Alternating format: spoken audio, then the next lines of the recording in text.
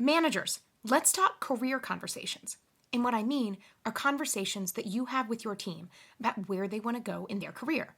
Now, I'm actually going to split this into 2 videos. So in this week's, I'm going to talk about how to have those conversations with your team members and what to think about. And next week, I'm going to talk about what to do once you have those conversations. In a sneak peek, I'll give you tips on how you can leverage AI to help with that. But this is talking about career conversations. And in this video, we'll talk about why to have those, how to have those, and what to say.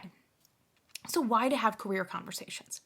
Well, stop and think about the different bosses or managers that you've had in your career and who's taken the time to really get to know you and ask you about the things that you want, and also explain the different types of career paths that there may be. I'm guessing that it's probably not every manager has done that, and you may have never had a manager that's done that, because it's not always common that managers are thinking beyond today's to-do list or this week's or this month's goals and think about their individual team members. But when you do that, it does a couple things. One is it shows a vested interest in that team member, that you care about them as an individual. And it helps you to get to know them, which can help you know how to work with them and give you all sorts of ideas on how you can collaborate and motivate them. And it can also give you a sense of where they truly may want to go and give you an idea to think about as you move up in your career or you move wherever you're going to go to set up the next level of leadership.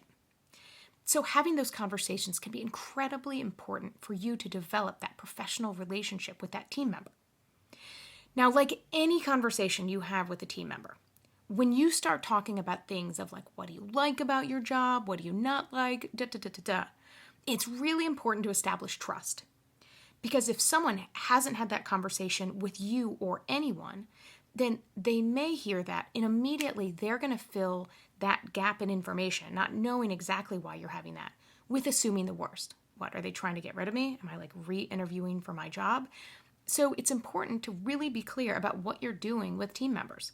And while that seems basic, so often those steps are skipped, and so team members may be filling that with assuming something bad's going to happen. But if you're really trying to talk to your team and get a sense of what you can do to help to support them, then telling them that. And so saying to your team, and it can be helpful to do this overall in a team meeting, and then have one-on-one conversations. So in the team meeting, saying, one thing I want to add in that I realize I haven't done as much as I'd like to is talk more about careers. Now, I want to do this because as you're interested in things, I know everyone on this team is unique and individuals. And so getting a sense of what you want to do, what opportunities, and trying to get a sense of what I can do to support you. And so what I'll have are conversations with you all. And as you think about ideas for your career or things you'd like to know more about, I'll talk to you one-on-one.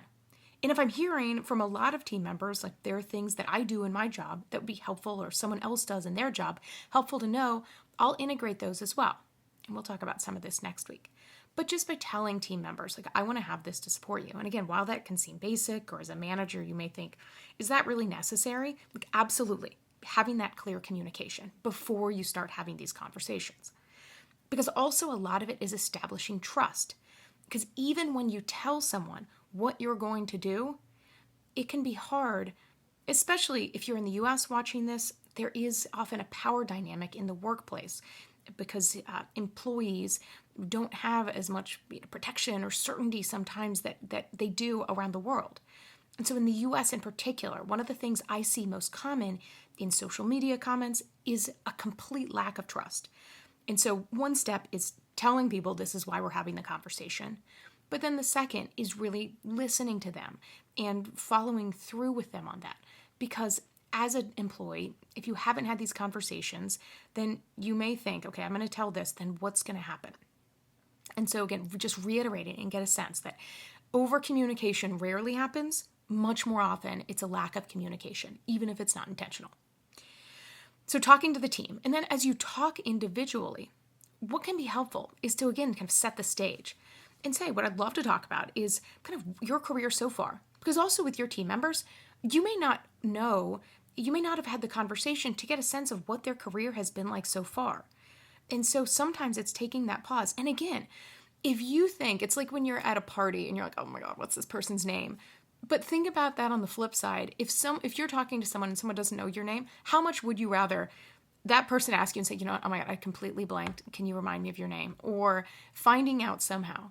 But stopping to those team members and even saying, I think if I have an idea of what you've done to date, but before we talk about your career and where you want to go, I'd love to hear more about your career today, kind of what you've done, what's been interesting, so that also that may jar up for me things that I may be aware of that you may not or may not have explored. And so giving them the stage or the time to talk about their career can be really, really informational for you also to get a sense of like the things that they've done.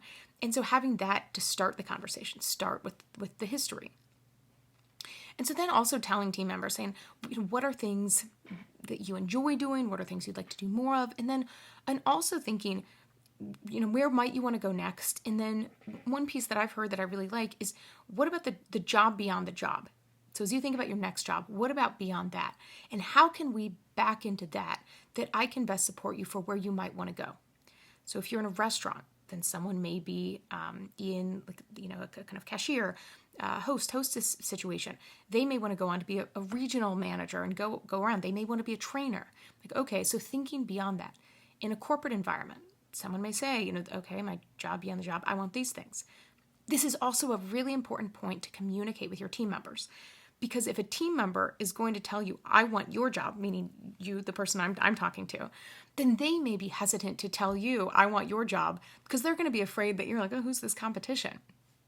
And so, again, telling them to say, if you want to come into my job, tell me that, because then I can, really speak to what that's like and things to do to get ready. Or if you want my boss's job, like, really fantastic. But so a lot of times people just, again, don't feel like they can truly communicate in the workplace. So by being that manager that hears what people want, and you can tell and saying, I don't, for anyone's path, what I can do the best of, I may not have all the decisions to put you in the place of my job, or certainly my boss's job, but what I can do is to help set you up as best I can and to give you the experiences you might need for that and the information to get a sense of what that's really like, or to set up conversations for you to talk to people so that you have the information you need. And so these are the things that you can do in that conversation. So in painting that picture. One other aspect I think can be really helpful is people, you may hear it called, go through different seasons of life. And what that can mean is there's different times you may be more focused on your career, and these are my goals, this is what I want to do. There may be other times that whether you have things going on in your personal life, things that you have with helping your parents, helping children, if you have them, helping for whatever reason, or you just need to take a pause. There may be times that people are like, I can't think of a job beyond the job because I'm really content with where I am now. And so talking to team members to the extent that you can in your organization. I know there are organizations that have like up or out and you're expected to rise up, and if you don't, then you're out. I think that in those situations that can miss out on a real value for individuals to become experts in what they're doing and to enjoy what they're doing and not have undue pressure that can lead to them burning out. That doesn't help that team member and doesn't help your customers or clients for an organization. But so as much as you can, talking to that team member, getting a sense of what are you interested in now, and as you think about it, and saying that may vary as time goes on. So if you're in a situation and you want to stay in your job and you don't know what you might want to do next, like that's okay.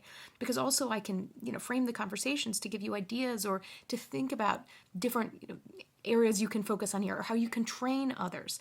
I don't want this to be a conversation where you feel like you have to tell me like, I want to move straight up this ladder when you may have a different path. And so a lot of this is, again, just this building that trust, having that communication with your team member and setting the stage. So as your team member starts talking about things, letting them talk. This is a really important time for the active listening I talk about sometimes, which is really like focusing, not being distracted, and letting them talk rather than stopping and like, okay, well, let me help you do this, letting them have the stage. So after these conversations, and these are ongoing, this isn't just a one and done. So in the next video next week, we'll talk about how often you might want to have these conversations and also how you can then take the information from these and turn these into development opportunities for your team. So stay tuned next week.